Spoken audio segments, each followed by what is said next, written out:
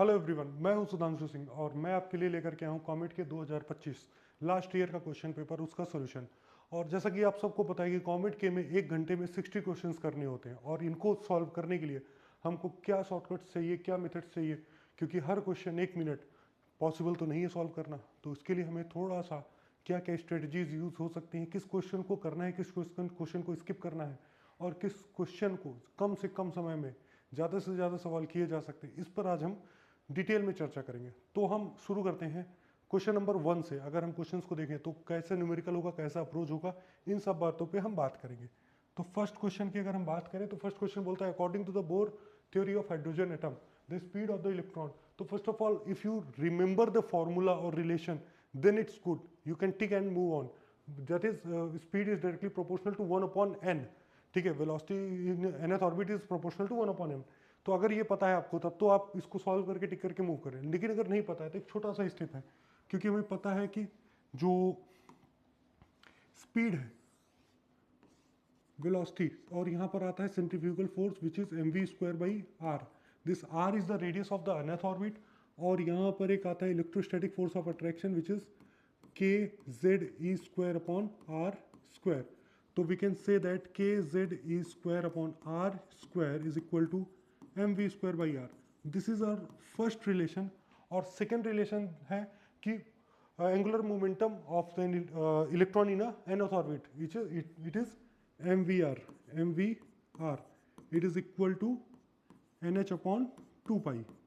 तो angular momentum होता है nh/2π। यहाँ से हम वेलोसिटी और nth ऑर्बिट के बीच का रिलेशन देखेंगे, और रिलेशन देखने के बाद हम इसको सॉल्व करेंगे। तो हम यहाँ पर अगर हम रिप्लेस करें r and r will get cancel out. और क्योंकि यहाँ पर देखो जो k है, z है, e है, m है, n है, n तो नहीं कहेंगे, h/2π m, these all terms are constant, these all terms are constant. अब इन सारे टर्म्स को अगर हम बोलें तो v² is proportional to 1/r। इधर से हमारी इक्वेशन नंबर 1 से ही आ गया। सेकेंड इक्वेशन से अगर हम देखें m n h और 2π को रिमूव करें तो v is proportional to v into R is proportional to, यहाँ हम बोलते हैं n/r। तो v into R is proportional to n/r। तो सीधे सीधे हमारा इक्वेशन आ जाता है। अब हम प्रोपोर्शनलिटी में r के रिलेशन को अगर हम रिप्लेस कर दें तो this r is equal to n/v। r is proportional to n/v, और इस r की प्रोपोर्शनलिटी को हम यहाँ पुट कर दें तो हमें जो रिलेशन मिल जाएगा which is v² is proportional to 1/n/v। n/v, तो यहाँ से v कैंसिल हो जाएगा, तो v is proportional to 1/n। ठीक है, तो यहाँ पर सारे टर्म्स को एक साथ लेकर के चलने की जरूरत नहीं, क्योंकि प्रोपोर्शनलिटी पूछा था। सेकंड टर्म्स अगर हम देखें, kinetic energy, energy of the electron, तो एनर्जी काइनेटिक एनर्जी होता है, kinetic energy is directly proportional to v², that means it is directly proportional to n²। हमको दो प्रोपोर्शनलिटी का रिलेशन मिल गया है, that is velocity speed is proportional to 1/n 1/n। दो ऑप्शन में 1/n दिख रहा है, थर्ड ऑप्शन में n है, 1/n² है, तो ये ऑप्शन डायरेक्टली एलिमिनेट कर देंगे। फिर उसके बाद energy is proportional to, energy की बात करें तो energy is proportional to 1/n²। First option अगर देखें तो एनर्जी का प्रोपोर्शनलिटी n² से बता रहा है, तो इस ऑप्शन को एलिमिनेट करके बी पर टिक करके आगे बढ़ जाएंगे। ठीक है, तो रेडियस पर हम नहीं चेक करेंगे क्योंकि हमें ऑप्शन एलिमिनेशन से पता चल गया।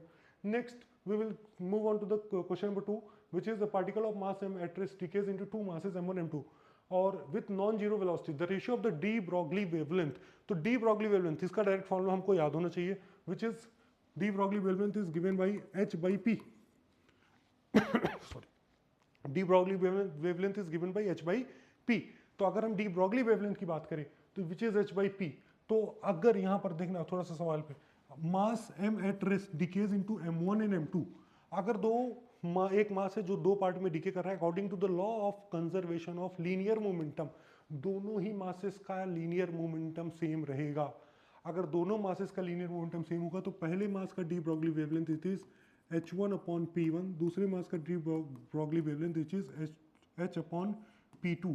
सिंस p1 और p2 की वैल्यू सेम रहेगी by conservation of linear momentum, तो we will say λ1 and λ2 are same, so de Broglie wavelength will be 1:1।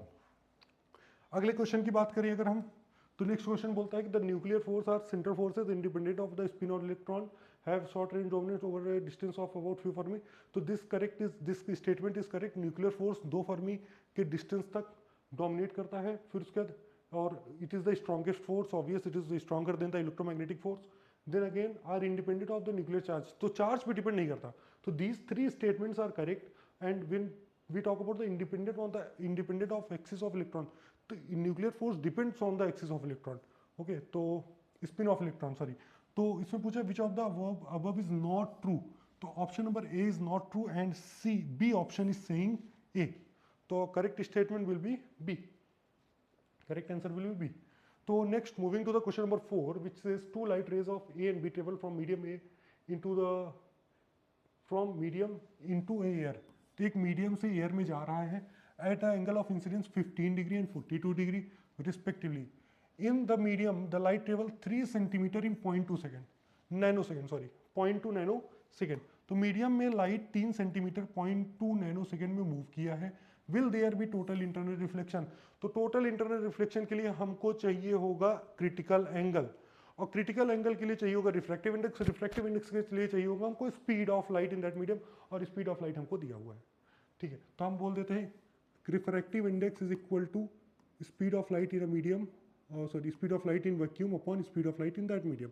तो अगर स्पीड ऑफ लाइट उस मीडियम की बात करें तो 3 centimetre divided by 0.2 nano second, तो 3 centimetre is nothing but 3 into 10 to the power -2 divided by 2 into 10 to the power -10, अगर हम इसको लिख दें तो ये बन जाएगा 3 divided by 2 into 10 to the power 8 metre per second, that is 1.5 into 10 to the power 8 metre per second. तो इसका रिफ्रैक्टिव इंडेक्स जो मीडियम का होगा वो हो जाएगा C 3 into 10 to the power 8 divided by 1.5 into 10 to the power 8, 1.5 into 10 to the power 8, और ये हो जाएगा 2। तो मीडियम का रिफ्रैक्टिव इंडेक्स हो गया 2, अदर मीडियम इज एयर, उसका रिफ्रैक्टिव इंडेक्स होता है 1। तो हम सीधा सीधा क्रिटिकल एंगल को बता सकते हैं कि अगर सपोज दिस इज मीडियम जिसका रिफ्रैक्टिव इंडेक्स है म्यू एम, एयर का रिफ्रैक्टिव इंडेक्स 1, और angle of incidence critical angle, तो एंगल ऑफ रिफ्लेक्शन होगा 90 डिग्री। तो सीधा हम बोल सकते हैं कि mu M sine theta C is equal to 1 into sine of 90 degree, तो mu A sine theta 1 is equal to mu B into sine theta B. ठीक है, तो which is sine of 90 degree, और तो sine of critical angle is equal to 1 upon refractive index of the medium which is 2। तो हम बोल सकते हैं sine theta C is equal to 30 degree, क्योंकि साइन 30 इज 1/2। तो क्रिटिकल एंगल जो है वो 30 डिग्री है, तो पहला एंगल ऑफ इंसिडेंस है 15 डिग्री, दूसरा एंगल ऑफ इंसिडेंस है 42 डिग्री। 15 डिग्री पे रे ए है, 42 डिग्री पे रे बी है, तो कौन सा TIR करेगा? ऑब्वियसली बी करेगा। तो यस पहले तो नो बोला, सो विच रे, तो पहले नो, तो नहीं होगा। ए वाला करेगा? नहीं करेगा। बी वाला करेगा? हाँ, बी वाला TIR करेगा। दोनों नहीं करेंगे, तो option number C will be our correct answer. फिर आगे बढ़ेंगे नेक्स्ट क्वेश्चन पर। Electric field is equal to 3 into 3x² i newton coulomb exist in certain region. तो हमको इलेक्ट्रिक फील्ड का इक्वेशन दे रखा है, the potential difference between the origin and at x is equal to 4। तो origin से x is equal to 4 का potential difference चाहिए, जहां पर इसमें बोला है V0 minus V4, V0 minus V4, क्योंकि मुझे पता है electric field is equal to minus of dV upon dx। Electric field is equal to minus of dV upon dx। अगर electric field minus of dV upon dx है तो we can write E dot dx is equal to dV, minus sign यहाँ पर use करेंगे। अब we have to find V0 minus V4, तो we will write the limit according to that, V0 minus V4, और फिर x is equal to 0 यहाँ put करेंगे, x is equal to 4 यहाँ पुट करेंगे। फिर उसके बाद अब यहाँ पर हम वैल्यूज पुट कर देते हैं, minus of integral dv is v और upper limit minus lower limit, तो V0 माइनस V4, एक सेकेंड यहाँ पर ये V4 रखेंगे हम, V4, तो this will become V0 minus V4। तो हमको यही रिक्वायर्ड चाहिए था, तो हम ये निगेटिव साइन उधर लेकर के बाद में शिफ्ट कर लेंगे कैलकुलेशन के टाइम। तो इंटीग्रल ई dx, तो ई की वैल्यू है 3x², लिमिट इज 0 to 4, तो 0 की x की वैल्यू अगर 0 पुट करते हैं तो 0 हो जाएगा, और 4 पुट करेंगे तो ये बन जाएगा, अच्छा सॉरी एक सेकेंड, इंटीग्रेशन तो करा ही नहीं हमने, ठीक है इंटीग्रेशन कर देते हैं पहले इसका। तो इंटीग्रल 3x² 0 to 4 dx, और 3x² का इंटीग्रेशन होगा 3x³ 3, लिमिट इज 0 to 4 और ये कैंसिल आउट हो जाएगा, minus of v0 minus v4, और अगर लिमिट पुट करते हैं तो 4³ is 64 minus 0 is equal to minus of v0 minus v4, और जो पोटेंशियल डिफरेंस हो जाएगा it is potential difference is -64 volt. तो अगर हम ऑप्शन देखें, ऑप्शन नंबर सी इसमें हमारा करेक्ट ऑप्शन शो कर रहा है। ठीक है, तो आगे बढ़ेंगे नेक्स्ट क्वेश्चन पर। नेक्स्ट क्वेश्चन अगर हमारा बोलता है कि current loop consist of two identical semi circular part of each of radius 2r, one lying in xy plane, other lying in xz plane. ठीक है, तो पहले तो इसका डायग्राम हम अगर डायग्राम देखें तो एक है xy प्लेन में लाई कर रहा है, एक दूसरा है xz प्लेन में लाई कर रहा है। तो this is x axis, this is y axis, और next is z axis, this is और z एक्सिस। तो एक लूप है xy प्लेन में, this loop is lying in xy plane, और second loop is lying in xz plane. तो अगर हम इसको xz प्लेन में बनाएं तो वो कुछ इस तरीके से लाई करेगा। Second loop is lying in xz plane, और अगर हम करंट की डायरेक्शन अगर देखें तो ठीक है, तो हम करंट की डायरेक्शन कोई भी एज्यूम कर लेते हैं। जैसे हमने करंट आई एज्यूम किया इधर, तो करंट इधर आई इधर आ रहा होगा और आई इधर आ रहा होगा। Again current is same going through out the loop. तो इस वाले लूप के कारण current magnetic field is into the plane which is going inside in the k cap direction, तो B1 k कैप, और इस वाले के कारण magnetic field is vertically downward which is -y direction. तो हम बोल सकते हैं B2 j cap, B2 j cap, B1 k cap. तो यहाँ से हमारा डायग्राम आ गया जो कि हमको पता चल गया। But in the they are asking magnetic field due to the two semi circular part at the common centre, और कॉमन सेंटर पे हमसे मैग्नीट्यूड पूछा है। क्या पूछा है? मैग्नीट्यूड। तो हमको डायरेक्शन आइडेंटिफाई करने की कोई जरूरत नहीं, बस हमको इतना पता चल जाए कि both the magnetic field lines are perpendicular to each other. दोनों ही मैग्नेटिक फील्ड लाइंस एक दूसरे के परपेंडिकुलर होंगे। तो हम इनको एडिशन करते समय हम इनको वेक्टर का यूज करेंगे एडिशन का। दो vector 90 degree, addition will be a√2। ठीक है, तो अगर यहां पर देखें तो दोनों का ही रेडियस सेम है विच इज 2r, दोनों में करंट सेम है। तो magnetic field at the centre of a current carrying loop is given as μ0 upon 2r into μ0I/2r into theta which is angle subtended by the arc upon 2 pi. In this case theta is 180 degree, क्योंकि semi circular है, theta होगा 180 degree. तो theta is 180 degree, तो magnetic field का जो value आ जाएगा वो आ जाएगा μ0I/2। अब यहाँ ध्यान रखना रेडियस इज 2r, तो हम यहाँ पर r की वैल्यू 2r पुट करेंगे, और विच इज थीटा इज π/2 पाई, तो पाई पाई कैंसिल हो जाएगा, ये बन जाएगा μ0I divided by 2 to 2 8r। तो मैग्नेटिक फील्ड इज μ0I/8r। तो ये वाला मैग्नेटिक फील्ड है μ0I/8r, ये वाला मैग्नेटिक फील्ड भी होगा μ0I/8r, क्योंकि सारे वैल्यूज आई और रेडियस दोनों का सेम है। सो दोनों ही magnetic field are perpendicular to each other, दोनों मैग्नेटिक फील्ड एक दूसरे से परपेंडिकुलर है। अगर दोनों एक दूसरे से परपेंडिकुलर है तो इनका जो वेक्टर एडिशन होगा, दो वेक्टर सेम, उनका रिजल्टेंट क्या होता है? √2a। अगर ए वेक्टर को 90 डिग्री पे ऐड करते हैं तो √2a आता है। तो हम इसको ऐड करेंगे तो ये जो बी नेट आएगा उसका मैग्नीट्यूड, सिर्फ magnitude which is it will be μ0I/8r into √2 times, it will become μ0I divided by 4√2r। तो 4√2r हमको ऑप्शन नंबर डी में दिख रहा है, तो option number D will be और required answer. Moving to the next question, अगर next question की बात करें तो बोलता है कि which of the following is not a characteristic of diamagnetism. तो डाईमैग्नेटिक मटेरियल के बारे में बात कर रहा है। डाईमैग्नेटिक मटेरियल के बारे में बोला है कि the material move from region of strong magnetic field to weak magnetic field. हाँ, obviously it is repelled by magnetic field line. Diamagnetic material magnetic field line से रिपेल करता है, तो वो स्ट्रॉन्ग से वीक मैग्नेटिक फील्ड से repel होगा। Diamagnetic material are repelled by bar magnet, ये भी करेक्ट है, ये भी स्टेटमेंट करेक्ट है। देयर मैग्नेटिक ससेप्टिबिलिटी वो निगेटिव होता है और छोटा होता है। मैग्नेटिक ससेप्टिबिलिटी के भी बारे में सही बोला है।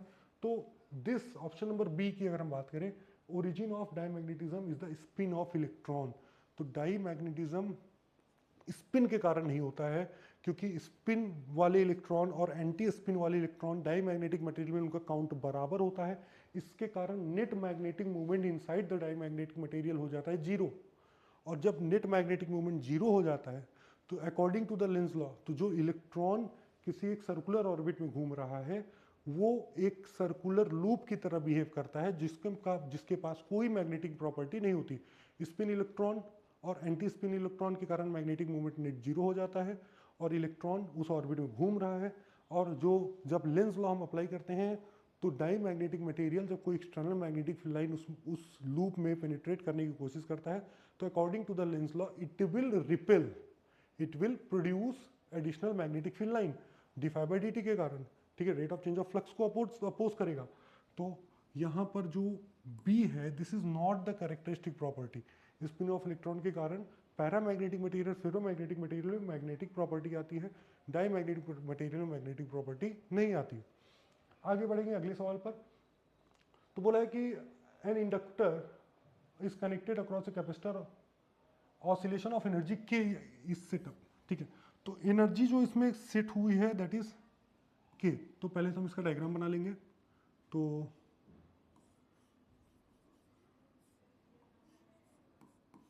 कैपेसिटर सी, इंडक्टर एल, और इसमें जो एनर्जी है वो के है, तो के को हम लिख सकते हैं Q square by 2m, sorry 2m, एक सेकेंड, हाँ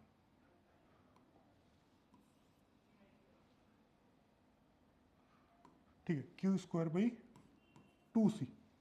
this is the energy of the system, this is the energy of the system. अब इसने बोला है कि the capacitor plates are slowly drawn apart. अगर कैपेसिटर प्लेट को हम थोड़ा सा दूर करेंगे तो first of all the charge in the circuit, या कैपेसिटर पे जो चार्ज है net charge, because we are not connecting, हम कैपेसिटर प्लेट को बस दूर कर रहे हैं तो we are not connecting any source of charge, जैसे बैटरी नहीं लगा रहे हैं, ठीक है, हम एडिशनल चार्ज नहीं दे रहे हैं। तो in this scenario the charge, total charge of the system will remain constant. तो सिस्टम का पूरा चार्ज कांस्टेंट रहेगा। और अब अगर जो भी इसको दूर करेगा he will do some work, वो वर्क इस कैपेसिटर के अंदर एनर्जी के फॉर्म में स्टोर होगा, ठीक है। तो इसने बोला है कि drawn apart such that the frequency of oscillation is quadrupled. तो बोला कि फ्रीक्वेंसी ऑफ ऑसिलेशन 4 टाइम्स हो गया। फ्रीक्वेंसी ऑफ ऑसिलेशन कितना हो गया? 4 टाइम्स। तो पहले तो हम पहले की फ्रीक्वेंसी लिख लें। तो frequency of oscillation is 1/2 pi root of L C. First case में फ्रीक्वेंसी होता है 1/2 pi root of L C. Second case में अगर हम बात करें तो अभी हमारा कैपेसिटर का कैपेसिटेंस चेंज हो गया है and it's capacitance is now something else. और जो कैपेसिटेंस चेंज करने में एनर्जी होगी वो पूरी की पूरी कहाँ जाएगी? नए वाले सिस्टम में। पूरी की पूरी कहाँ जाएगी? नए वाले सिस्टम में। तो वी विल सी कि इसका जो फ्रीक्वेंसी है this is 4f which is 1/2 pi 1/रूट ऑफ एल सी डैश। और दोनों इक्वेशंस को अगर हम डिवाइड करें तो ये जो कैंसिल आउट हो जाएगा, एफ कैंसिल आउट हो जाएगा, तो ये बनेगा 1/4। अब ध्यान रखना 1/रूट एल सी 1/रूट एल सी डैश। ये ऑपरेशन सॉल्व करने में, ये करने में थोड़ा सा बच्चे गलती कर देते हैं, which is root of C dash divided by C. ठीक है, अगर आपने इसमें थोड़ा सा भी मिस्टेक किया, थोड़ा सा भी लापरवाही की, तो ये पूरा पूरा नंबर आपका ले जाएगा। तो यहाँ पर ध्यान रखना, कैलकुलेशन में थोड़ा सा ध्यान रखेंगे, विच इज़ अगर इसको हम स्क्वायर कर दें तो C dash is equal to C divided by 16। We got the new capacitance of the capacitor. ठीक है, अगर डिस्प्लेस करने के बाद नए जो कैपेसिटर का कैपेसिटेंस होगा वो हो जाएगा सी डिवाइडेड बाई 16। अब उसमें एनर्जी कितने लिखेंगे हम? Energy final. तो एनर्जी फाइनल इज, क्योंकि चार्ज में कोई चेंज नहीं होगा, बाई सी डैश, तो which is Q square upon C dash is C by 16। C dash is C by 16, तो ये हो जाएगा 16 और Q square by 2c, Q square by 2c is our K, Q square by 2c is our K, तो which is 16k। तो final energy is 16k। तो initial energy के था, फाइनल एनर्जी हो गया 16k। अब इसने बोला है what is the work done? तो work done is the change in energy, work done is the change in energy. तो work done is change in energy which is final energy minus initial energy. तो हम बोल सकते हैं 16k minus k which is 15k। तो option number A is our 15k which is correct. Okay, moving to the next question. थोड़ा सा lengthy question होगा, तो ऐसे क्वेश्चंस पे अगर आपको तुरंत ही हिट ना करे करना क्या है, तो you can skip this questions, क्योंकि हमको आगे बहुत आसान आसान सवाल मिलेंगे जो कि डायरेक्ट फॉर्मूला बेस्ड होंगे, जो कि डायरेक्ट ही एक लाइन या दो लाइन पर। ये क्वेश्चंस आप सेकंड अटेम्प्ट में, सेकंड रन में सॉल्व करो, जब आपको थोड़ा सा टाइम लगे कि हाँ मेरे पास बच रहा है 10 क्वेश्चन 5 क्वेश्चन और मैं कर सकता हूँ। ठीक है, तो यहाँ पर देखो, यहाँ पर बोला double convex lens is cut into 2 equal part. तो अगर हम कॉन्वेक्स लेंस को 2 इक्वल पार्ट में कट करें, तो अगर इसका पावर है P1, इसका पावर है P2, ठीक है। If the power of the original power is 4, original lens is 4 dioptre, तो ओरिजिनल लेंस का पावर जो है वो 4 डायोप्टर है। The difference between the power of the original lens and the cut lens. तो सिंपल सी बात है, अगर हम इसको 2 इक्वल पार्ट में कट करेंगे तो इन दोनों का ही जो पावर होगा वो हाफ हो जाएगा, which is 2 dioptre and 2 dioptre. तो डिफरेंस पूछा है, तो difference is again 4 minus 2 is 2। तो answer will be our D which is 2 dioptre. ठीक है, moving to the next question. तो 3 identical conducting balls A, B and C, each of mass m, are thrown upward at angle phi with the horizontal with an initial speed v in a region of space that has uniform electric field E drawn downward along with the gravitational field G. ठीक है, A positively charged, A is positively charged, B is uncharged, C is negatively charged. तो बोला कि अगर हमने 3 identical ball को ऊपर फेंका, 3 आइडेंटिकल बॉल को ऊपर फेंका with some velocity at some angle phi, तो एक इलेक्ट्रिक फील्ड है which is vertically downward, gravitational field is vertically downward, और एक चार्ज, एक पॉजिटिवली चार्ज बॉल है, दूसरा अनचार्ज है, तीसरा निगेटिवली है। तो A is positively charge, B is uncharge, C is negatively charge. ठीक है, तो अब पूछा कि rank the ranges of this 3 balls. ठीक है, तो तीनों बॉल का रेंज क्या होगा। अब रेंज के लिए हमको जानना पड़ेगा, हम यहाँ पर पूरा कैलकुलेशन करके नहीं देखेंगे, हम सिर्फ बेसिक आइडिया लेकर के हम बात करके खत्म कर देंगे। तो पहले तो हमको पता है कि अगर हम प्रोजेक्टाइल की अगर हम बात करें, तो if a ball is projected with some velocity v at angle theta, तो the component of velocity which is responsible for horizontal motion is v cos theta, और ये जो ऊपर वाला कंपोनेंट है v sin थीटा, ये कंपोनेंट डिसाइड करता है कि ये बॉल कितना ऊपर जाएगा कितना नीचे आएगा। ठीक है, इधर तो कोई एक्सेलरेशन नहीं, कुछ नहीं, तो ये बॉल जब तक ऊपर जाकर के नीचे आएगा तब तक आगे ही बढ़ता रहेगा। ठीक है, तो अब इस कंपोनेंट के कारण टाइम पीरियड डिसाइड होगा। ठीक है, क्योंकि यहाँ पर जो हमारा g है acceleration which is not constant, क्योंकि एक पॉजिटिवली चार्ज बॉल एक निगेटिवली है, तो सब पे नेट फोर्स अलग लगेगा। अगर नेट फोर्स अलग लगेगा तो सबका एक्सेलरेशन भी अलग होगा।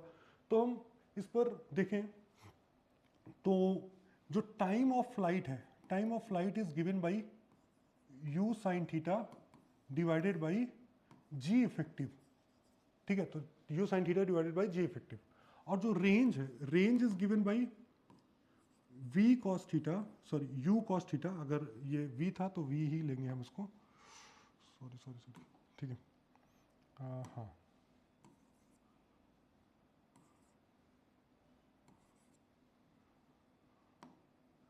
ठीक है, तो u sin theta by g effective, range is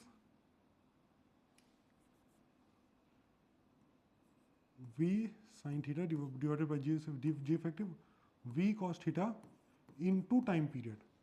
तो सबसे पहले तो यहाँ तो पता चल गया कि जिसका जो टाइम पीरियड है, अगर किसी का टाइम पीरियड ज़्यादा, किसी का अगर टाइम पीरियड ज़्यादा, तो टाइम पीरियड ज़्यादा तो रेंज भी ज़्यादा। ठीक है, अगर किसी का टाइम पीरियड ज़्यादा तो रेंज ज़्यादा, और जिस पे ज़्यादा जी इफेक्टिव है, अगर किसी पे जी इफेक्टिव कम तो उसका टाइम पीरियड ज़्यादा।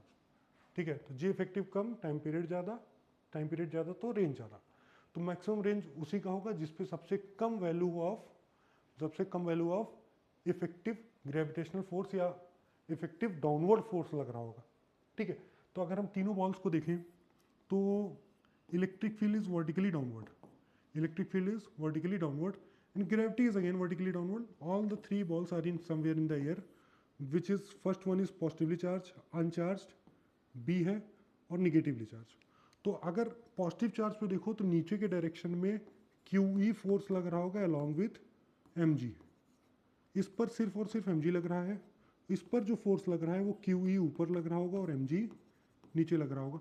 तो सबसे ज़्यादा g इफेक्टिव किसका है, सबसे ज़्यादा जी इफेक्टिव है फर्स्ट ए बॉल का, सबसे ज़्यादा जी इफेक्टिव है ए बॉल का।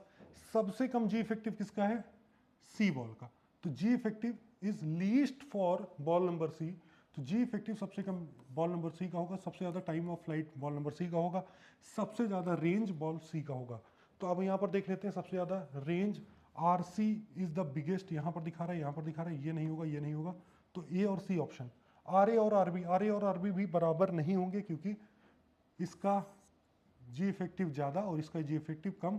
तो ऑप्शन नंबर ए जो है, क्योंकि यहाँ पर हम इजिली हमने दो ऑप्शंस को एलिमिनेट कर दिया और आर ए आर बी को इक्वल बोला, range of for ball A range of ball B दोनों सेम है। तो नहीं सेम होगा, क्योंकि दोनों पर इफेक्टिव जी इफेक्टिव की वैल्यू डिफरेंट है, क्योंकि इस पर एडिशनल इलेक्ट्रोस्टैटिक फोर्स लग रहा है, ठीक है, इलेक्ट्रिक फील्ड के कारण। तो हम ये ऑप्शन एलिमिनेट कर देंगे और सीधा सीधा हम ऑप्शन नंबर ए पर आ जाएंगे। Moving to the next question, question number 11 की अगर बात करें तो ये बोलता है कि in single slit Fraunhofer diffraction pattern obtain eight normal incident at angular position. तो बेसिकली द अगर हम इसको ध्यान से देखें तो नॉर्मल इंसिडेंट्स की बात किया है, normal incidents at angular position of second diffraction minima, at angular position of second diffraction minima. तो सेकंड डिफ्रैक्शन मिनिमा, तो अगर हम फ्रॉनहोफर डिफ्रैक्शन की बात करें तो जो इसका मिनिमा का इक्वेशन है which is phase difference for minima is a sine theta which is an lambda. तो मिनिमा का जो कंडीशन है दिस इज एन लैम्डा, और सेकेंड डिफ्रैक्शन मिनिमा, अगर मिनिमा सेकेंड मिनिमा है तो सेंट्रल मैक्सिमम जीरो लेते हैं इनकी वैल्यू। सेकेंड मिनिमा के लिए फेज डिफरेंस हो जाएगा 2 times of lambda, second path difference हो जाएगा 2 टाइम्स ऑफ लैम्डा। तो पूछा phase difference between the wave from two opposite edge of the slit. तो हमको यहाँ पर phase difference between the wave from two opposite edges of the slit बताना है। तो हमको पाथ डिफरेंस मिल गया। पाथ डिफरेंस फॉर मिनिमा सीधा सीधा फॉर्मूला है, इसमें कुछ करना नहीं। Path difference for Fraunhofer diffraction is a sine theta is equal to n lambda. This equation gives the criteria for minima, ये इसके लिए मिनिमा का क्राइटेरिया है। और फिर पाथ डिफरेंस इज 2 लैम्डा, तो हम बोल सकते हैं phase difference is equal to 2 pi by lambda into path difference सीधा। तो फेज डिफरेंस जो हमसे पूछा है विच इज़ 2 पाई हो गया 2 pi, lambda is lambda is lambda, path difference is 2 lambda. तो यहाँ पर हमारा वैल्यू आएगा 4 पाई। फेज डिफरेंस कितना होगा? 4 पाई। लेकिन फेज डिफरेंस हम एक जब हम फेज डिफरेंस कैलकुलेट करते हैं तो हम 360 के बाद वापस से काउंटिंग जीरो से शुरू कर देते हैं। तो this will be our 4 pi will be our 2 पाई, क्योंकि 2 पाई के बाद जीरो से वापस से 2 पाई, फिर 4 पाई 2 पाई, फिर काउंटिंग हमारा शुरू होता है सर्कुलर रेडियन में। ये 360 फिर 360 फिर 360, ठीक है। तो answer will be 2 pi, option number C. Moving to the next question, अगले सवाल की हम बात करें तो magnetic flux through a stationary loop of wire having resistance R varies with time this much. तो फ्लक्स, वेरिएबल फ्लक्स का सवाल है, इसका मतलब ईएमएफ पूछेगा। ईएमएफ पूछेगा मतलब d phi by d t, और the average EMF and total charge flowing in the loop in time interval t is equal to 0 to t is equal to tau respectively. तो अगर हम EMF की बात करें तो average EMF from 0 to t tau है। तो अगर हम ईएमएफ की बात करें तो EMF is nothing but d phi by d t. तो फाई का इक्वेशन हमको दे रखा है, d by d t of phi is 4t square plus 3t, और तो 4t स्क्वायर का डिफरेंशिएशन हो जाएगा 8t प्लस 3। तो दिस इज ईएमएफ का इक्वेशन। ईएमएफ का इक्वेशन हो गया 8t plus 3, 8t plus 3, 8t plus 3। और जो अगर हम बात करें फेज डिफरेंस की, चार्ज की,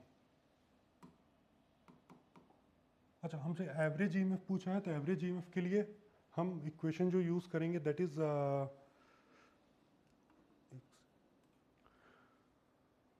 तो हमसे एवरेज ईएमएफ पूछा है तो हमको ईएमएफ का इक्वेशन मिल गया, और एवरेज के लिए हम बोलेंगे कि E average is integral E d t divided by integral d T.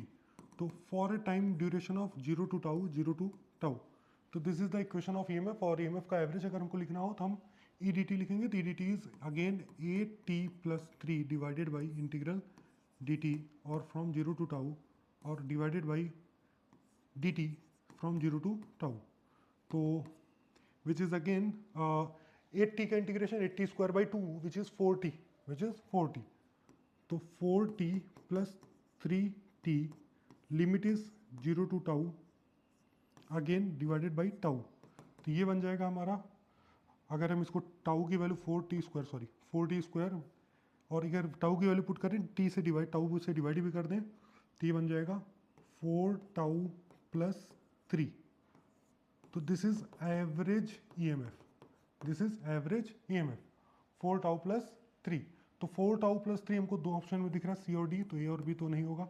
अब पूछा है कि total charge flowing in this time interval. तो चार्ज, क्योंकि हमें पता है V is equal to I R, current क्या होता है, current is V is equal to I R, ये इक्वेशन हमको पता है। तो current is d q upon d t, d q upon d t, और current is d q upon d t, तो V upon R is d q by d t. तो हम EMF को अगर हम डिवाइड करें बाई दिस रेजिस्टेंस, तो ये बन जाएगा डी क्यू, और इसको इंटीग्रेट कर दें विथ रिस्पेक्ट टू टाइम, तो ये बन जाएगा D q by d t. तो वापस से ईएमएफ का ही सेम इंटीग्रेशन है फ्रॉम लिमिट 0 to टाउ। तो this in this case the, अगर यहाँ पर क्योंकि एवरेज नहीं लेना है हमको, हम वापस से इसी को इक्वेशन को ईएमएफ को इंटीग्रेट कर देंगे। 8t plus 3 limit is d t divided by resistance, और 0 to tau is equal to integral d q 0 to q. तो this equation becomes 4 tau square plus 3, 4 tau square plus 3 tau divided by R. तो this is the charge which is option number D, 4 tau square plus 3t, 4 tau square plus 3t। तो हमारा इक्वेशन आ गया 4 tau square plus 3t। Option number D will be our correct answer. Moving to the next question, अगले question की बात करें तो बोला कि stone is drop from a height h, it hits the ground with a certain momentum p, if the same stone is dropped from a different height h dash such that the percentage change in momentum is 41.1%, then the height from which the stone is dropped is h dash is equal to x times of h. So we have to simply find the relation between the momentum. तो अगर हमने एक stone को drop किया from some certain height h, और इसका mass था m, तो it fell through a height of h, तो यहाँ पर जो वेलोसिटी होगी वो हो जाएगी रूट ऑफ 2gh, और इसको मास से मल्टीप्लाई कर दो तो ये बन जाएगा initial momentum. Now the same stone is drop from some different height which is h dash, which is h dash. तो अगर यहाँ पर ये गिरा तो इसका वेलोसिटी जो होगा वो हो जाएगा root 2gh dash into mass m, this will be the final momentum. इन्होंने बोला है कि percentage change in momentum, percentage change की बात करें that is delta p by p, तो p final minus p initial divided by p initial का percentage change into 100 is 41.4%। तो that means we can say p final is root of 2gh dash minus mass common निकाल लेते हैं, मास तो दोनों का same ही रहेगा, root of 2gh divided by root of 2gh is equal to 41.4%, तो we can write this as 0.414। Again यहाँ पर एक मास आएगा तो मास कैंसिल हो जाएगा, रूट टू जी कैंसिल हो जाएगा, तो we can write it this as root of h dash minus root of h divided by root of h is equal to 0.414। और इस इक्वेशन को सिंप्लीफाई करें तो h dash upon root h is equal to 1.414। यहाँ पर 1 आ जाएगा तो 1 को उधर ले जाएंगे, सिंप्लीफाई करेंगे 1.414 हो जाएगा, और 1.414 का स्क्वायर होता है 2। अगर तो इसको पूरे को स्क्वायर करें, इसका स्क्वायर हुआ 2, तो this will become h dash is equal to 2 times of h। तो और answer will be b which is 2h। Moving to the next question, the point charge -3q, -q, 2q, 2 capital Q are placed on each corner of the square. The relation between Q and Q for which the potential at the center of the square is 0.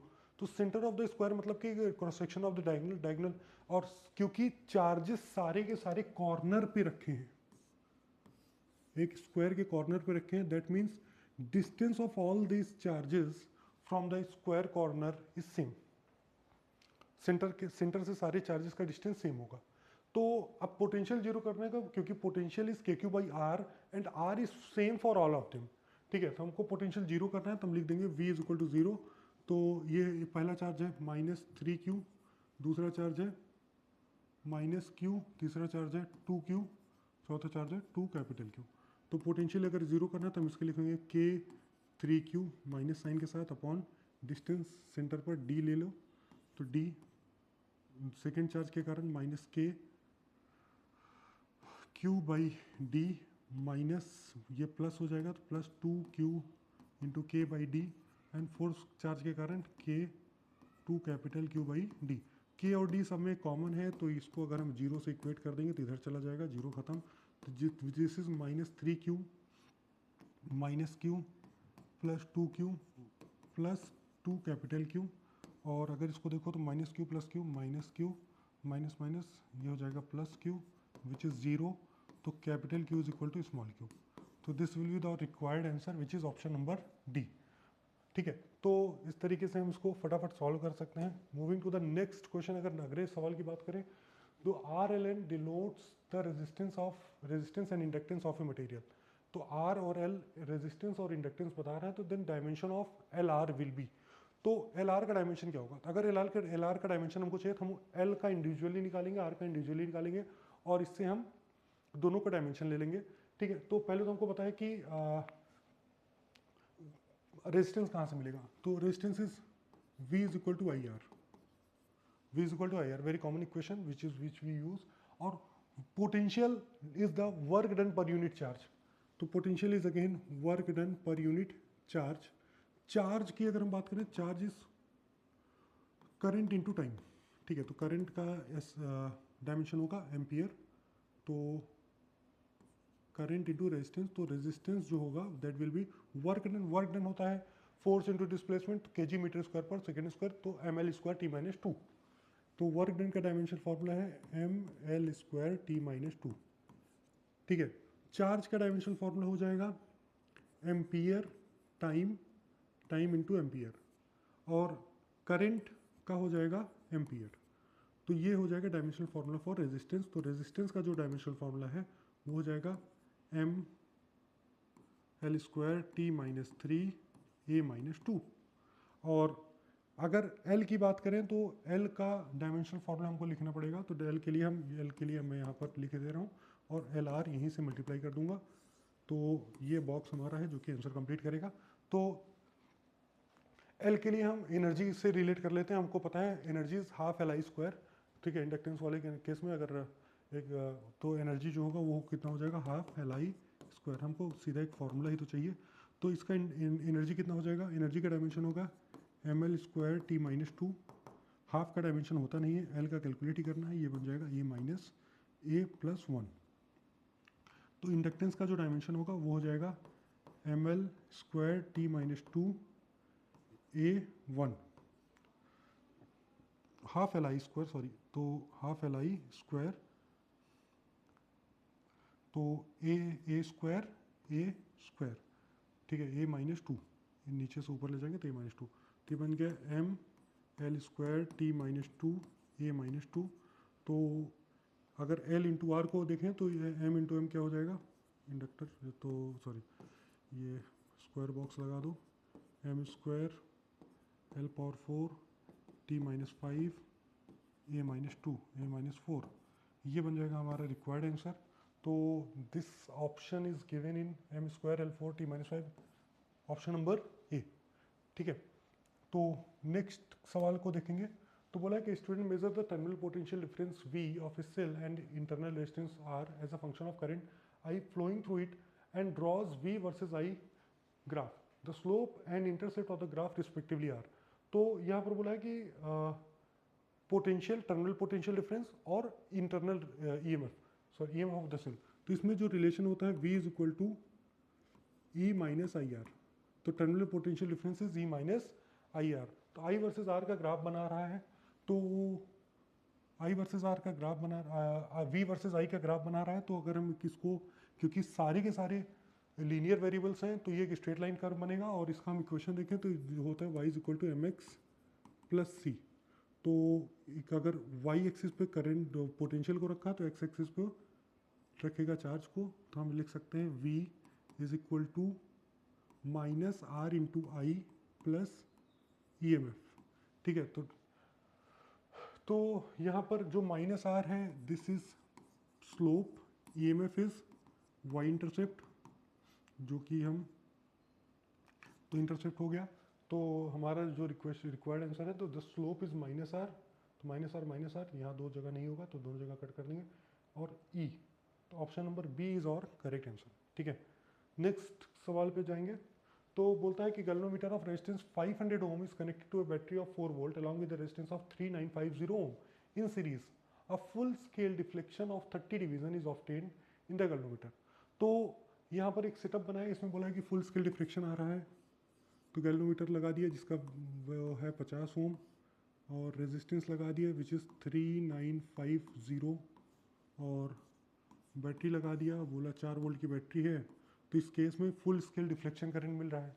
Full scale deflection current की अगर हम बात कर लें, तो full scale deflection current जो I है, तो it is V by R which is 4 divided by resistance is 50 plus 3950 ohm which is 4000। ठीक है, तो ये this is a full scale deflection current. ठीक है, तो जो कि 30 डिवीजन का है। कितने डिवीजन का है? 30। तो 30 division 4 by 4000 is obtained on the calculator in order to reduce the deflection to 10 division. तो 10 डिवीजन करना है। कितने डिवीजन करना है? 10। तो 10 डिवीजन करने के लिए मतलब ही has to reduce the current by factor of 3। तो जो करंट इसमें है वो I बाई 3 जाए। करंट कितना चला जाए? I by 3। गैल्वेनोमीटर में करंट चला जाए I बाई 3, और तो इसका जो डिफ्लेक्शन होगा वो कितना हो जाएगा? 10 डिवीजन का। 10 डिवीजन डिफ्लेक्शन दिखाएगा। तो the resistance in series should be equal to, कितना रेजिस्टेंस लगाएं, ये सवाल है। कितना रेजिस्टेंस लगाएं कि ये डिफ्लेक्शन 10 डिवीजन को शो करे। अब 10 डिवीजन के लिए करंट कितना होना चाहिए? 1/3 टाइम्स दिस करंट। ठीक है, तो रेजिस्टेंस अगर हम इसको मैं बोलता हूँ total resistance is R dash, तो इस R डैश में current is I by 3 is equal to V, potential battery तो सेम ही है, current resistance is R dash. ठीक है, तो अब अगर I की वैल्यू, I की बात करें तो I is 4/4000 into 3 is equal to 4 divided by R dash. 4 से 4 कैंसिल हो जाएगा, R डैश की वैल्यू बन जाएगी 12,000 ओम। तो 12,000 ओम की रिक्वायरमेंट है, जिसमें कंट्रीब्यूट कर रहा है 50 ओम गैल्वेनोमीटर। तो ये रेजिस्टेंस हो जाएगा 11950, 11,950 ओम। ठीक है, तो option number B is the correct answer for this case. Next, moving to the next question. तो बोले 2 capacitor C1 and C2 are charge to 100 volt, ठीक है, and 120 volt respectively. It is found that upon connecting them together in parallel the potential on each one of them is 0। अगर दो capacitor को parallel में हमने connect कर दिया, potential बन गया 0, that means net charge is 0। दोनों का चार्ज, इसका निगेटिव था उसका पॉजिटिव था, दोनों मिलकर के 0 बन गए। ठीक है, तो नेट चार्ज इसमें कितना हो गया? 0। तो अब हम देखेंगे कि पूछा है कि which of the following statement is correct, which of the following statement is correct. तो अगर हम करेक्ट स्टेटमेंट की बात करें तो पहले तो हम बोलेंगे कि चार्ज ऑन कैपेसिटर Q1 ये हो जाएगा तुम्हारा C1, Q is equal to CV। ये इक्वेशन यूज कर लेते हैं, C1 into 100 capacitor Q2, charge on capacitor 2 is C2 into 120, और दोनों का जो सम है दैट इज 0। दोनों का सम कितना है? 0। तो हम बोल सकते हैं कि Q1 plus Q2 is equal to 0, that means Q1 is equal to minus of Q2। Q1 is equal to minus of Q2। तो we can write Q1 is C1 into 1000 sorry 100 is equal to C2 into 120 negative sign के साथ 0 0 5 और 6. तो we can say that 5 times of C1 plus 6 times of C2 is equal to 0. This is option number C. तो option number सी हमारा correct answer हो जाएगा. ठीक है, तो अब ये सारे आसान सवाल हैं, इनको आप एक बार में एक एक लाइन दो लाइन में सॉल्व कर सकते हैं. लेंदी क्वेश्चंस अगर आएंगे हम उनको स्किप भी करेंगे, क्योंकि आता है कोई बात नहीं, लेकिन आप लेंदी क्वेश्चंस को स्किप करिए. लास्ट में अगर आपके पास एक्स्ट्रा टाइम बचता है तो आप उनको सॉल्व करो. जैसे two very long straight parallel wire carrying steady current I and 2I respectively, the distance between the wire is D. At certain instant of time, a point charge Q at a point equidistant from the two wires in the plane of wire, its instantaneous velocity v is perpendicular to this plane. The magnitude of force on the magnetic field acting on the charge at this instant. तो अगर इस question की बात करें,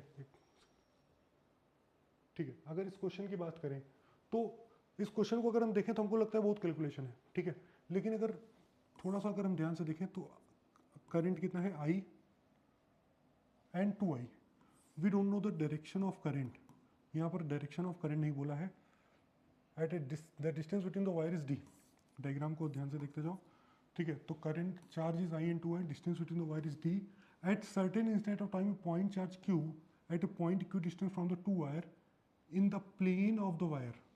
तो ये जो point charge है this is Q, it is in the plane of the wire, और its instantaneous velocity is v perpendicular to this plane. तो it is released perpendicular to the plane. v is perpendicular to the plane. अब अगर देखो v perpendicular to the plane, that is it is coming out या going into the plane, या तो into the plane जा रहा है या बाहर आ रहा है, ठीक है. तो इसके कारण मैग्नेटिक फील्ड भी तो देखो, मैग्नेटिक फील्ड या तो into the plane होगा और इसके कारण क्या होगा, आउट ऑफ द प्लेन. तो बोला है फोर्स. फोर्स का जो पहला क्राइटेरिया है that is force is equal to Q velocity cross magnetic field. That means velocity और magnetic field should be perpendicular, और इस केस में दोनों पैरेलल है. मैग्नेटिक फील्ड अगर magnetic charge is coming out of the plane तो हो सकता है मैग्नेटिक फील्ड भी coming out of the plane. इसीलिए हमसे ज़्यादा कुछ डिटेल में नहीं बताया, सेम डायरेक्शन अपोजिट डायरेक्शन कुछ नहीं बताया. क्यों? क्योंकि नेट फोर्स तो अल्टीमेटली जीरो ही होने वाला है, क्योंकि दोनों ही पैरेलल हैं. V cross V will be zero. ठीक है, ठीक है. तो बहुत ही आसान सवाल. आगे बढ़ेंगे हम लोग. A bulb of resistance 280 ohm is supplied with a voltage. A bulb of resistance 280 ohm is supplied with a resistance with a voltage V is equal to 400 sin pi t. ठीक है, तो V is equal to 400 sin of pi t. तो ये supplied voltage है. क्योंकि यहाँ पर peak current पूछा है, क्या पूछा है, पीक करंट. तो peak voltage will be 400. Peak voltage will be 400. तो पीक करंट को हम लिख सकते हैं, तो peak current is equal to again V is equal to I R, I into R. तो V peak is equal to I peak into R. तो जो आई पीक होगा that will be 400 divided by 280 which is 40 divided by 28 and it is approximately equal to 1.43 ampere. ठीक है, तो option number D. Next अगले सवाल पे बात करेंगे. तो wooden block float with 3/5 of its volume submerged in a tank of water. तो पहला कंडीशन दे रखा है कि एक वुडन ब्लॉक है जो कि 3/5 volume is submerged in the water, इससे फ्लोट कर रहा है. तो हमने एक डायग्राम बनाना है इसका. तो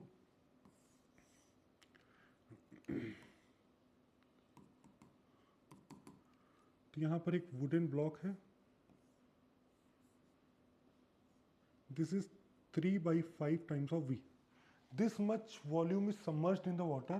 तो इसका जो हम बोल देते हैं कि डेंसिटी ऑफ वुड मास, मतलब इसका mg अगर हम लिखें तो mg is equal to density of the wooden block, density rho W into, अगर हम ब्लॉक लिख देते हैं क्योंकि वो W तो हम वाटर के लिए यूज़ करेंगे, तो density of block into gravity into volume. ठीक है, this is mg, density into volume, rho GV. इस पे जो बॉइंट फोर्स लग रहा है, बॉइंट फोर्स हम लिखेंगे, buoyant force is equal to density of water into volume displaced. तो volume displaced is 3/5 v into gravity, ठीक है। तो this is the first case, in this case the block is floating inside the water, ठीक है।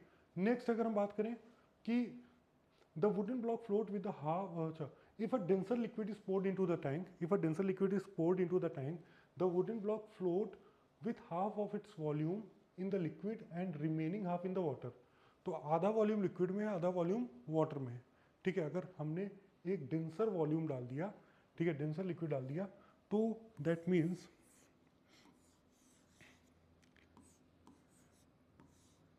This is denser fluid, this is water, ठीक है।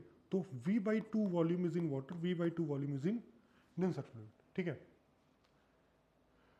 The relative density of the liquid is, तो हमसे पूछा है कि इस लिक्विड का relative density is density with respect to water, ठीक है। तो इस लिक्विड का रिलेटिव डेंसिटी पूछा है। तो अगर इससे हम टोटल बॉइंट फोर्स की बात करें, तो total बॉइंट force in this is आधा इसका, आधा लिक्विड का, आधा लिक्विड का मतलब वाटर का।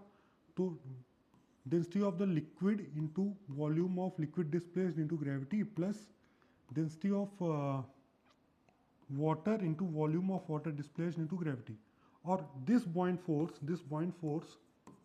क्योंकि ये दो लिक्विड के कारण आ रहा है, is again balanced by mg, तो it is again equal to mg, और mg किसके बराबर है, यहाँ पर देखो फ्लोट कर रहा है ना, तो mg और ये दोनों इक्वल होंगे, तो mg किसके बराबर होगा, density of water into 3/5v, density of water into 3/5 v into g. तो g is common, V is common, इसको कैंसिल आउट करेंगे और ये बन जाएगा density of liquid by 2 plus density of water by 2 is equal to density of water into 3/5, ठीक है। तो हमको पूछा था relative density of liquid with respect to density of water, तो इस पूरे इक्वेशन को डेंसिटी ऑफ वाटर से डिवाइड कर देंगे, तो ये बन जाएगा ρL/ρW, ठीक है। और ये 2 इधर कैंसिल आउट करो, इधर 2 मल्टीप्लाई कर दो, तो ये बन जाएगा +1 इज इक्वल टू 3/5 इंटू 2। तो ये हो जाएगा, ये हमारा रिक्वायर्ड आंसर है, हमको यही पूछा गया है। तो इसकी वैल्यू हम 1 को इधर ले जाते हैं, सिंप्लीफाई करते हैं, तो density of liquid divided by density of water is equal to 6/5 minus 1, it is equal to 6 minus 5 is 1/5। तो 1/5 इज ऑप्शन नंबर डी। अगर इसको आप लोग ध्यान से जूम करके देखेंगे, दिस इज 1/5, ठीक है। कुछ क्योंकि ऑप्शंस कुछ छोटे रह गए इमेज की कमी के कारण, ठीक है। तो option number D is our correct answer, ठीक है। ऑप्शन जो दे रखा है 1/2, 1/3, 1/6, 1/5, ठीक है। आगे बढ़ेंगे हम लोग नेक्स्ट क्वेश्चन पर। तो अगला सवाल ये बोलता है कि particle start from rest and move along the x-axis with a velocity v as 100 plus 4x meter per second, 100 plus 4x meter per second, then acceleration। तो वेलोसिटी और एक्सेलरेशन का रिलेशन पूछा है, वेलोसिटी और एक्सेलरेशन का relation. तो velocity और acceleration में जो रिलेशन है v dv upon dx is acceleration, ठीक है। तो हमको v दे रखा है, v is equal to √100 plus 4x, और एक्सेलरेशन पूछा है, तो acceleration is nothing but dv upon dx into velocity, ठीक है। ये याद रखना, ये बहुत बार मतलब हर एक एग्जाम में, चाहे नीट हो, चाहे जेईई मेंस हो, चाहे कर्नाटका सीटी हो, चाहे कॉमेट के हो, या जो CUET, ये सब सारे एग्जाम्स में ये वाला इक्वेशन इस पे एक ना एक सवाल फेंक ही देता है, ठीक है। तो acceleration is equal to v dv upon dx, बहुत कॉमन इक्वेशन है, बहुत जब बार पूछा जाता है। तो अगर इसको हम वेलोसिटी को डिफ्रेंशिएट करें विद रिस्पेक्ट टू x, तो ये बन जाएगा v dv upon dx is equal to, अच्छा इसका डिफ्रेंशिएशन होल का पावर 1/2, तो हम लिख देंगे इसको 1/2 100 plus 4x power 1/2 minus 1 n into n minus 1, simple सी बात है, इंटू चेन रूल लगा देंगे, तो अंदर वाले का डिफ्रेंशिएशन, तो अंदर में 100 इज अ कांस्टेंट, इसका डिफ्रेंशिएशन 0, 4x का डिफ्रेंशिएशन हो जाएगा 4, ठीक है। तो ये 2 से 2 को उड़ा ही दो, 4 को उड़ा दो, तो ये बन जाएगा 2 into 2 divided by 100 plus 4x to the power 1/2 minus 1/2, this is dv upon dx। इस dv अपॉन dx में v को मल्टीप्लाई कर दो, v को मल्टीप्लाई करो, तो v को यहाँ से लेकर मल्टीप्लाई करो, तो ये बन जाएगा √100 प्लस 4x तो रूट 100 4 एक्स रूट 100 4 एक्स ये कट जाएगा, तो एक्स जो v d v upon d x की वैल्यू आई वो आई है 2। तो this is nothing but acceleration, this is acceleration. और जो एक्सेलरेशन है ऑप्शन नंबर डी में देखो 2 मीटर पर सेकेंड दिखा रहा है, तो this will be the our answer. ठीक है, आगे बढ़ेंगे नेक्स्ट क्वेश्चन पर। Question number 23। ठीक है, तो one surface of the lens is convex and other is concave.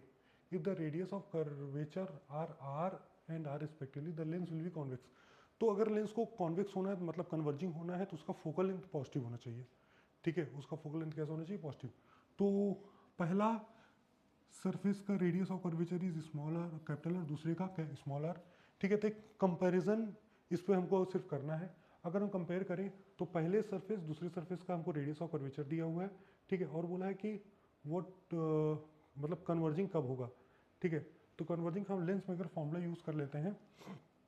अगर हम लेंस मेकर फॉर्मूला बोले तो 1 upon focal length is equal to mu minus 1 by R1 minus 1 upon R2। ठीक है, और mu minus 1 upon R1 minus 1 upon R2। ठीक है, तो अब क्योंकि दोनों एक कॉन्केव है दूसरा सरफेस है कॉन्वेक्स, एक पहला कॉन्वेक्स है दूसरा है कॉन्केव, तो हम वैल्यूज पुट कर देते हैं। तो 1 upon R minus 1 upon small r, और this is 1 upon focal length. तो म्यू माइनस 1 ये वैल्यू तो हमारे मतलब ये डिसाइड करता है सराउंडिंग मीडियम कि सराउंडिंग मीडियम कैसा है। ठीक है, फिलहाल हम इस पर नहीं टिप्पणी करना है, हमको टिप्पणी करना है इस पर। This value should be positive, this value should be positive. For this value should be to be positive, this value should be bigger. ये 1 upon R should be greater than 1 upon small R, तभी ये value positive आएगी। और इसके लिए हमको capital R की value बड़ी चाहिए होगी, स्मॉल आर की वैल्यू क्या होगी? छोटी। तो option number A will be our correct answer in this case. ठीक है, तो question number 23, sorry small R is greater than capital R, तो this is not option number B, option number B is correct answer. ठीक है, आगे बढ़ेंगे अगले सवाल पर। तो emission of electron from a metal plate illuminated with a monochromatic electromagnetic radiation with always take place provided, मतलब हमेशा होगा, लेकिन एक्सेप्शन यहाँ पर क्या है? एक्सेप्शन क्या है? एक्सेप्शन है the plate is positively charge. ठीक है, चाहे प्लेट पॉजिटिवली चार्ज हो चाहे नेगेटिवली चार्ज हो, इमिशन तो होगा ही। Plate is negatively charge, second option वही है। Radiation is sufficiently intense. ठीक है, इंटेंसिटी पे नहीं डिपेंड करता है, थ्रेशोल्ड फ्रीक्वेंसी पे डिपेंड करता है। किस पे डिपेंड करेगा? थ्रेशोल्ड। अगर work function of the plate is less than the energy of the single photon of plate is and the plate is uncharge, तो basically work function of the plate is less than the energy of single photon. अगर work function के बराबर energy हमको supply नहीं करोगे, work function के बराबर energy supply नहीं करोगे, तो इलेक्ट्रॉन का इमिशन नहीं होगा, जिसके कारण इलेक्ट्रोमैग्नेटिक ये मतलब ये फोटो इलेक्ट्रिक करंट हमको नहीं दिखेगा। तो जो ऑप्शन है D is the only situation in which the photo electric current will not be emitted. ठीक है, आगे बढ़ेंगे। The charge particle is release from rest in a region of space in which steady and uniform electric and magnetic field are parallel to each other. The particle will move in a, तो electric field और magnetic field is parallel to each other. अगर हमने एक charge को यहाँ पे release किया तो इस इलेक्ट्रिक फील्ड के कारण ये चार्ज इस डायरेक्शन में v वेलोसिटी से मूव करेगा। और मैग्नेटिक फील्ड की अगर हम बात करें, मैग्नेटिक फील्ड तभी फोर्स लगाएगा जब velocity is perpendicular to the magnetic field. इस केस में वेलोसिटी इज पैरेलल, तो it will move in a straight line. ठीक है, फोर्स ही नहीं लगाएगा मैग्नेटिक फील्ड तो कैसे घूमेगा? Question number 26, if A is the amplitude of electric field of A wave starting from A slit in a double slit experiment and theta is the phase difference between the wave reaching a point on the screen, the ratio of amplitude of resultant electric field at that point on the screen to the amplitude at one of the slit is। तो basically phase difference हमको दे रखा है, phase difference दे रखा है, और हमसे पूछा है कि रेशियो ऑफ जो इमिटेड सॉरी इलेक्ट्रिक फील्ड था, amplitude of electric field to the amplitude reaching on the screen, तो जो फेज डिफरेंस है वो थीटा दे रखा है, ठीक है। तो अगर हम सिंपल इसको हम वेक्टर के फॉर्म में सॉल्व करें तो यहाँ पर देखें कि अगर इलेक्ट्रिक फील्ड ई है और यहाँ पर इलेक्ट्रिक फील्ड ई है और इन दोनों के बीच में एंगल कितना दे रखा है, थीटा, तो इसका जो रिजल्टेंट होगा, that resultant E resultant it is given by under root of E square plus 2e square cos square theta, ठीक है। तो ई स्क्वायर कॉमन निकाल लेते हैं और अंदर में बचेगा 1 + 1 2 और ये 2 बाहर निकाल लो, 1 प्लस कॉस स्क्वायर थीटा। तो जब भी कॉस स्क्वायर थीटा के साथ 1 दिखे जाए तो ध्यान रखना हमेशा हाफ एंगल फॉर्मूला लगा करके 1 को इलिमिनेट करो। तो कॉस स्क्वायर थीटा को इलिमिनेट करने के लिए, मतलब 1 को इलिमिनेट करने के लिए हम यूज़ करेंगे cos square theta is equal to 2 cos theta by 2 -1 cos a square plus b square plus 2ab cos theta, ठीक है। तो यहाँ पर कॉस स्क्वायर थीटा नहीं होगा, यहाँ पर होगा ई स्क्वायर कॉस थीटा, ठीक है। 1 - 2 sine square theta, 2 cos square theta -1, तो cos theta is 2 cos square theta by 2 -1, तो ये बन जाएगा, कॉस थीटा को लिख देंगे हम 2 cos स्क्वायर थीटा बाई 2 -1, तो 1 से 1 कैंसिल आउट हो जाएगा और ये बन जाएगा E square into root of 4 cos square theta by 2। तो this is the resultant electric field और ये हो जाएगा तुम्हारा, अगर ई को बाहर निकालोगे तो स्क्वायर तो नहीं आएगा ना, तो 2e cos थीटा बाई 2 और इसका अगर रेशियो लें विथ इनिशियल इलेक्ट्रिक फील्ड तो ये बन जाएगा 2 cos थीटा बाई 2, तो विच इज़ ऑप्शन नंबर डी और यही हमारा करेक्ट आंसर होगा, ठीक है। आगे बढ़ेंगे नेक्स्ट क्वेश्चन पर। 2 coherent wave of intensity I1 and I2 pass through a region at some time in the same direction. The sum of maximum to minimum intensity is, तो मैक्सिमम टू मिनिमम इंटेंसिटी का हमको सम पूछा है। तो अगर सम of intensity की बात करें तो direction is same, that means theta is 0, direction is same that means theta is 0, तो हम लिख सकते हैं I max is equal to I1 plus I2 plus 2I1 I2 का रूट और I minimum is I1 plus I2 minus of 2I1 I2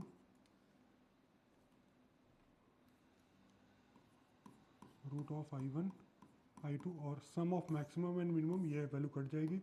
direct formula इसको याद रखो बस, I1 plus I2 twice I1 plus I2 which is option number B, twice I1 plus I2, ठीक है।